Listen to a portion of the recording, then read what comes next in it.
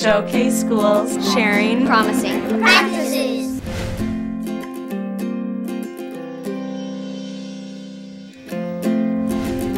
The mission of our school is to create caring and compassionate young people who are flexible thinkers and will make our democracy here in New York City more vibrant.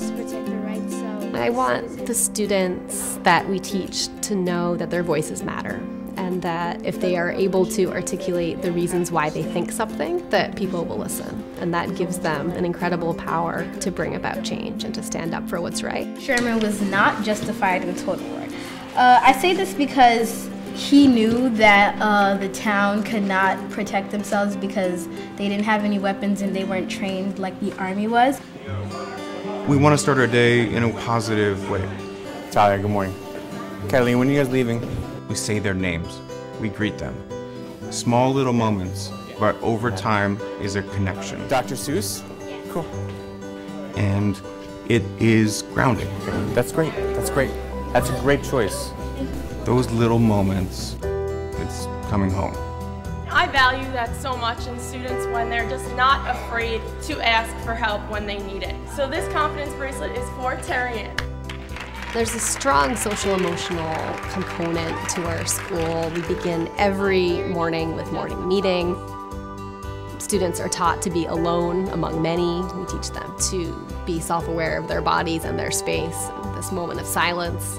Time to get quiet, straighten your lines, close your eyes, or look down.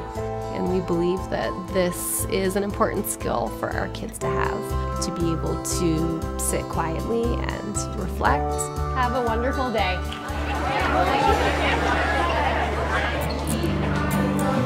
You have the observation sheet again. And your name is the first name, and the second name is the person that you are observing.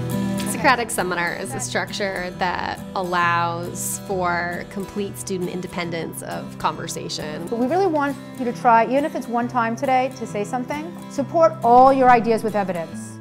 On text 1, it says, after 3 years of fighting and over 500,000 dead, by the fall of 1864, the United States still has not suppressed what Union leaders considered a slaveholders' rebellion. To win a war, you have to eliminate the opposing side, and that means being violent and destructive. He was vilified as a terrorist because of what he did, and I agree with Andrea that you're supposed to do that, but you're not supposed to be called a terrorist. It was just a way of having a controlled discussion that increased the percentage of kids in the classroom who were on, rather than kind of hiding in quiet. General Sherman and his army burned down the homes of the civilians. There were the wives and the children that stayed home. We need kids to develop their voices. When someone phrases something or creates a really powerful argument and brings it to a specific piece of text, it changes the whole discussion. So your position is that he was justified? Yes. There's something to be said about being in a circle when you're having a discussion. It's set up in a circle to ensure that this is a group discussion and we are all as one. The South brought themselves into the consequences that they had to sort of suffer through. We see the inner circle that is actually holding the conversation with a leader who's helping to facilitate that. Anyone has a say on that? And then we see the outer circle where students are actually tracking someone on the inner circle. How many times did that speaker speak? Are they using evidence when they're speaking? And so the outside circle is the eyes on the inside circle. Once the time is up, the inner circle will now be responsible for going to the outer circle and doing the same observation sheet as the previous group did. There are a lot of structures and supports that go into preparing for a Socratic seminar that ensure that all kids can be successful. There are graphic organizers where students are taking notes. They're able to think about potential counter-arguments or what other sides might say. What Sherman and his army did was destroy the property of the civilians and will break the rules of the Libra Code. But you need to remember, it came to this point because Abraham Lincoln kept on offering the South a way out. He kept on offering that he would give them money to fix everything if they just gave up and gave up on slavery. Is there anybody who's changed their perspective based off of the evidence and the point of views that they've heard?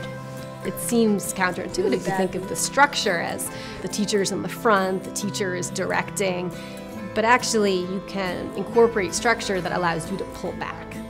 I could understand protecting yourself and what you came here for, but what took place wasn't necessary. It's possible to have a structured classroom that is still completely led by students. I think, and that's the thing as a teacher, it's hard to just step away and then just let everything be. But I think if we do that, there's incredible things that can happen. But if he hadn't done these things, the war would have kept going on and there would have been a lot more deaths compared to what he had done, which ended it quicker.